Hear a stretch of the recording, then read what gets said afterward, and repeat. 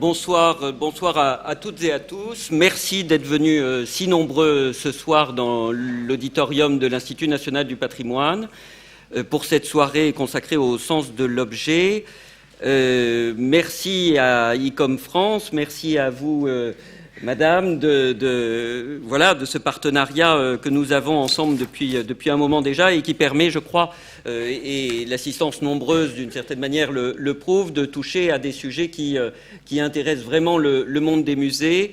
Je crois que le programme que nous avons prévu pour les séances prochaines sera aussi très attrayant. On peut peut-être dire d'ores et déjà que nous réfléchirons le 29 avril prochain à la question ô combien cruciale et ô combien sensible de la définition même du musée. Voilà, donc c'est un scoop et vous êtes étonné que l'ICOM se saisisse de cette question. Voilà. Mais en tout cas, vraiment, merci de la confiance que vous nous accordez. Pour nous, il est très important que l'Institut national du patrimoine soit un lieu où les débats autour de la notion même de patrimoine, autour des différentes spécialités qui la composent, puissent s'exprimer ou puissent s'exprimer des arguments divers. Je crois que c'est vraiment un de nos rôles d'être une sorte de laboratoire d'idées sur ces questions de patrimoine et d'accueillir ces réflexions sur les sujets du moment.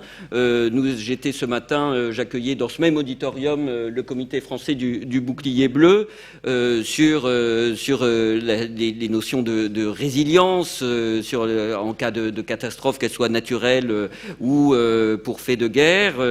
C'est aussi un sujet de grande actualité s'il en est. Et je crois que vraiment là nous sommes au cœur de notre mission et nous essayons que ces réflexions aient une part dans l'évolution de la formation initiale et de la formation continue que l'Institut national du patrimoine organise au profit de tous les professionnels du patrimoine. Alors ce soir, nous parlons du sens de l'objet.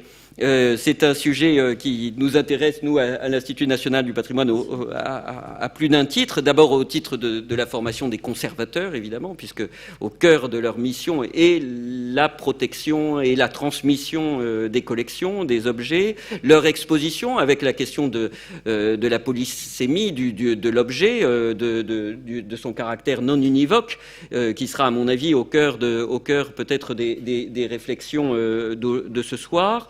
Avec aussi cette question de la place de l'objet, me semble-t-il, dans un contexte de musée de beaux-arts, mais dans des autres contextes de musées où il n'a pas forcément le même sens et la même valeur, et le lien avec le discours qui l'entoure est toujours à interroger, à réinterroger par les conservateurs. Donc pour les conservateurs, c'est tout à fait clé. Et puis évidemment, vous savez qu'à l'Institut national du patrimoine, nous formons aussi les restaurateurs du patrimoine, et donc là c'est plus la matérialité de l'objet, mais qui lui donne aussi une part de son sens qui est au cœur des réflexions et de la pratique. Et donc c'est à ce double titre que nous étions très, très heureux du choix de ce sujet et de cette soirée. Je vous souhaite de fructueux travaux, une écoute attentive de cette belle programmation que nous avons ce soir, et je renouvelle mes remerciements à ICOM France et à sa présidente Juliette Raoul-Duval de nous accompagner dans ce travail de mise à disposition du public des réflexions en cours sur les questions patrimoniales. Merci beaucoup.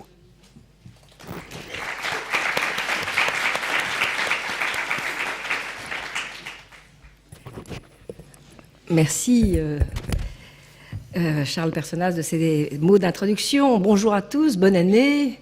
J'allais même dire, même bonne année du rat de métal, parce que je crois qu'on fête aujourd'hui, ou c'était hier, le nouvel an chinois. C'est notre 6e soirée débat déontologie à l'INP, et je remercie sincèrement l'INP, son directeur Charles Personnaz, de son accueil. Je salue Pauline Chassin, qui n'est pas loin dans la salle, qui était trésorière d'ICOM France dans la précédente mandature, et qui est maintenant responsable international à l'INP, et à qui nous devons cette coopération. ICOM France et l'INP ont même désormais une convention et peut-être aussi un futur partenariat européen. Je ne sais pas si je peux le dire, on est en train d'y travailler.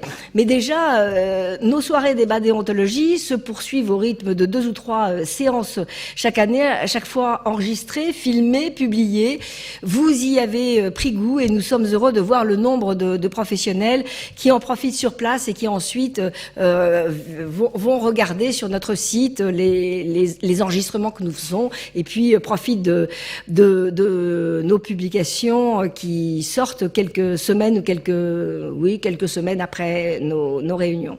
Ce soir, donc, nous abordons un sujet aussi ancien que les musées eux-mêmes, l'objet, mais qu'un sujet rattrapé par l'actualité des musées, du moins des musées de l'ICOM. Nombre d'entre vous ont suivi, on en parlait il y a un instant, les débats un peu vifs qu'a suscité la proposition d'une nouvelle définition du musée, définition dont les termes ne faisaient plus guère de place aux objets, ou du moins aux collections et aux métiers qui en découlent, conservation, restauration, régie, travail scientifique. Vous l'avez lu, cette définition. Plus de place non plus aux institutions qui les préservent et les exposent, auxquelles la définition proposée préférait le concept assez flou de lieu, à vocation polyphonique ou inclusif.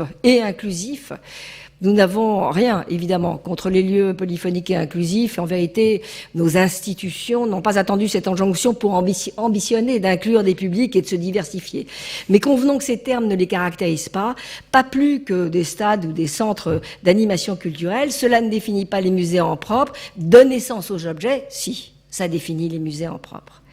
Donc cette drôle de définition, j'en dis juste un mot et ensuite je passerai à notre sujet, proposé par notre organisation, elle est remise en chantier, c'est plutôt une bonne nouvelle, et à ce chantier, ICOM France contribue activement, dans un esprit constructif, avec de nombreux autres comités nationaux et internationaux. Nous aurons rapidement l'occasion d'en reparler, et ici même, donc on vous l'a annoncé tout à l'heure, à la fin du mois d'avril. Ce soir, et donc dans ce contexte, et à ce stade du dialogue international où cela peut porter, nous vous avons proposé de replacer l'objet au cœur de la matière même des musées. Le sens de l'objet, donc. Mais d'abord, l'objet a-t-il un sens en soi ? Moi, j'ai utilisé dans le programme une citation que j'aime bien de Jacques Hénard. Il dit « Le musée est un dictionnaire dans lequel les objets sont les mots. Non inscrits dans un propos, ils perdent leur sens. » On l'avait déjà réfléchi ensemble lors de nos journées nationales en 2017 à Lyon, consacrées au récit dans l'exposition. Nous disions alors le récit entre collection et public, et ce qui anime l'objet le rend intelligible. Pourquoi tel objet est-il là, à côté de tel autre, dont peut-être il éclaire à son tour le sens ?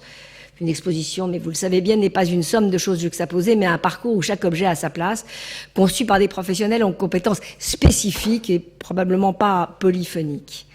Des compétences spécifiques, on en acquiert ici. On pense notamment aux restaurateurs. Ici, plus qu'ailleurs, le sens de l'objet est au cœur de votre projet. Restaurer, c'est rendre à l'objet son authenticité, mais non sans interrogation déontologique professionnelle. Vous savez que ces soirées, on les appelle soirées débat déontologie. Un objet blessé par le temps ou agressé par la malveillance, par la guerre, faut-il le restaurer à l'identique ? Ou bien au contraire, ces cicatrices font-elles partie de son histoire ?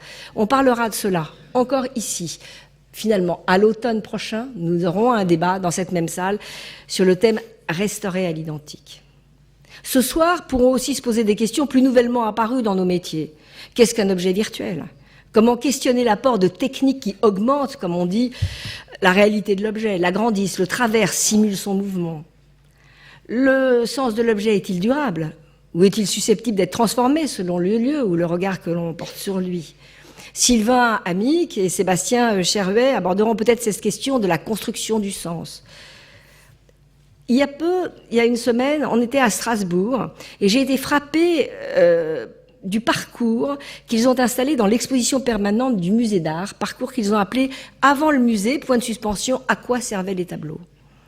Il est question du détour, peut-être pas du détournement, mais disons du retournement de sens que connaissent certains objets. Il y a par exemple un manuel de prière conçu bien sûr pour être manipulé, ouvert et fermé des centaines de fois, et qui est là, cloué sur son socle et mis en beauté sous une vitrine élégante. Ça fait réfléchir. Quel sens lui donne le visiteur? Emmanuel Casarero, peut-être vous parlerez de ces questions de continuité du sens. Pour aborder toutes ces questions, nous n'avons que 3 petites heures et des intervenants très experts. Je les remercie d'être là. Vous les découvrirez au fil de cette soirée, que l'on découpera en 3 temps. D'abord, en keynote speaker, François Mérès, que vous connaissez tous, qui campera le paysage de la soirée. Puis, nous inviterons à venir s'asseoir Sylvain Amic et Sébastien Chirvet, que j'ai déjà cité, qui parleront chacun un quart d'heure, 20 minutes, avec une séance modérée par Hélène Vassal. Elle sera suivie d'un petit temps de débat avec vous. Puis Hélène Vassal animera aussi la 3e partie avec Madeleine Leclerc, Emmanuel Casarero et Olivier Flaviano, directeur du musée Yves Saint-Laurent, qui prend la parole à la place de Aurélie Samuel qui est empêchée. Et je vous remercie, cher monsieur, d'avoir pu vous rendre disponible. Nous devons aussi excuser l'absence de Marie-Christine Labourdette, qui était sur les premiers programmes, qui s'est désolée auprès de moi, mais elle accueille ce soir des collègues autrichiens dans le cadre de son exposition Otto Wagner. Finalement, la mixité initiale de cette table ronde n'est un peu bousculée, mais Hélène et moi, en quelque sorte, la rétablissons. Puis nous aurons de nouveau un temps d'échange avec vous avant de passer la parole à Christian Autin, directeur des études de l'Institut national du patrimoine, qui, avec le brio auquel il nous a accoutumés, tirera quelques conclusions de nos échanges. Je vous remercie d'être tous là, à l'écoute, et j'appelle François à venir nous faire l'introduction de cette soirée. On le laisse ?